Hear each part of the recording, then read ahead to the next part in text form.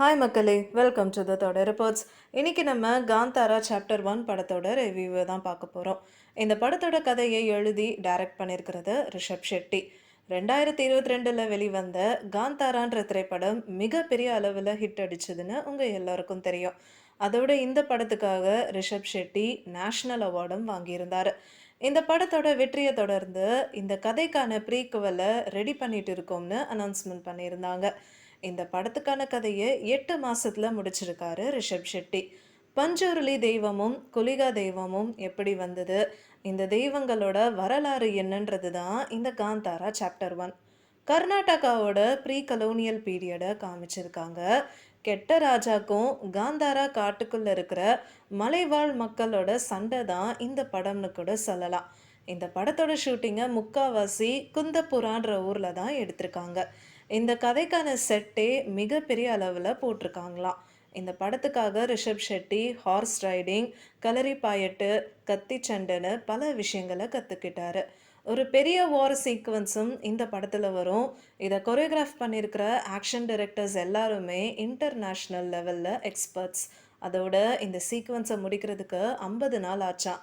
அது மட்டும் கிடையாது, இதில் நடித்த 3000 ஆர்டிஸ்டில் நிறைய பேர் உண்மையான ஃபைட்டர்ஸும் கூடன்னு சொல்லியிருக்காங்க.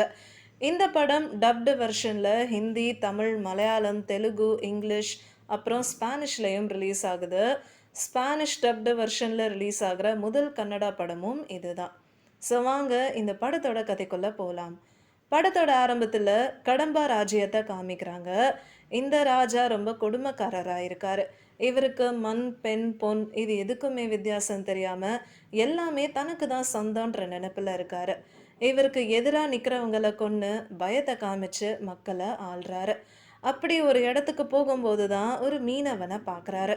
தன்னோட காவலனை கூப்பிட்டு அந்த மீனவனை பிடிச்சு கொண்டு வர சொல்கிறாரு. அந்த மீனவனை கொண்டு வந்து ராஜா முன்னாடி நிற்க வைக்கும்போது தான் அவனோட பேக்ல இருந்து ஒரு சில அரிய பொருட்கள் கீழே விழுது. இந்த பொருள் எல்லாத்தையும் ராஜா பார்க்குறாரு. அப்போ இதை பற்றி விசாரிக்கும் போது தான் காந்தாரான்ற காட்டை பற்றி கேள்விப்படுறாரு. இந்த காட்டில் இருக்கிற மக்கள் எல்லாருமே இயற்கையோட ஒன்றி வாழ்கிறவங்க. அதோட இந்த ராஜாவோட கண்ணு ஈஸ்வர பூந்தோட்டம்ன்ற இடத்து மேலே விழுது. இந்த இடத்த தான் காந்தாராவோட தெய்வம் பாதுகாக்கும். அதுக்கப்புறம் பல வருஷங்களுக்கு அப்புறமா பாங்காராவோட ராஜா விஜயேந்திராவா நடிச்சிருக்க ஜெயராம காமிக்கிறாங்க. இவரோட ஆட்சிக்கு அப்புறம் தன்னோட பையனான குலசேகராவா நடிச்சிருக்க குல்ஷன் தேவையாவை காமிக்கிறாங்க. இவரை தான் ராஜாவா முடிசூட்டுறாங்க. அதுக்கப்புறம் விஜயேந்திராவோட பொண்ணு கனகாவதியா நடிச்சிருக்க ருக்மிணி வசந்த் தான் ராஜ்யத்தோட கஜானாக்கு பொறுப்பெடுத்துக்கிறாங்க. காந்தாரா மக்களுக்கு தலைவனாக இருக்காரு ரிஷப் ஷெட்டி. தன்னோட கிராமத்தையும் கிராம மக்களையும் நல்ல நிலைமைக்கு கொண்டு போகணும்னு நிறைய விஷயங்களை கொண்டு வராரு.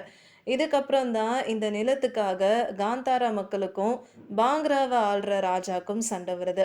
இதுக்கப்புறம் என்ன நடந்ததுன்றது தான் இந்த படத்தோட மீதி கதையாக இருக்குது. காந்தாரா படத்தை விட இந்த படம் 10 மடங்கு அட்டகாசமாக இருக்குன்னு தான் சொல்லணும். ஒவ்வொரு சீன்லையும் அவ்வளோ டீட்டெயில்ஸை கொடுத்துருக்காங்க.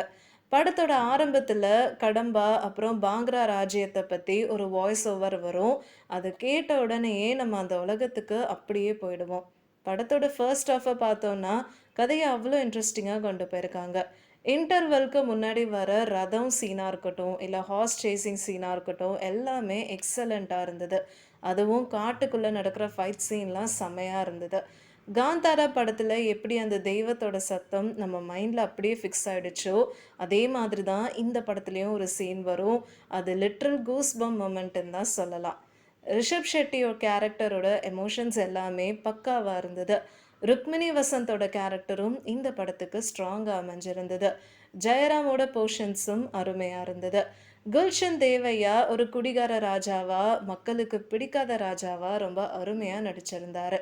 இந்த படத்தோட ஸ்டோரி அப்புறம் ஆக்டர்ஸோட பர்ஃபார்மன்ஸும் தாண்டி டெக்னிக்கல் டிபார்ட்மெண்ட்டும் அட்டகாசமாக ஒர்க் பண்ணியிருக்காங்கன்னு தான் சொல்லணும்.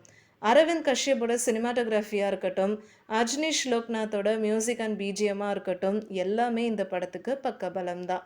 இந்த படத்தோட கிளைமேக்ஸும் சரி, குலிகா தெய்வத்தோட சீன்ஸ் எல்லாம் வரும். அது எல்லாமே தியேட்டரில் பார்க்கும்போது வேறு லெவலில் தான் இருந்தது. ஒரு சூப்பரான படம் தான் இது. சவுண்ட் குவாலிட்டி, விஷுவல்ஸ், ஸ்டோரிக்காகவே இந்த படத்த தியேட்டர்ல பார்க்குறது வொர்த்து தான். ஸோ மறக்காம இந்த லீவ்ல காந்தாரா சாப்டர் 1 தியேட்டர்ல பார்க்குறதுக்கு மிஸ் பண்ணிடாதீங்க. உங்களுக்கு இந்த வீடியோ பிடிச்சிருந்ததுன்னா லைக் பண்ணுங்க, ஷேர் பண்ணுங்க, சப்ஸ்கிரைப் பண்ணுங்க அண்ட் மறக்காம கமெண்ட் பண்ணுங்க.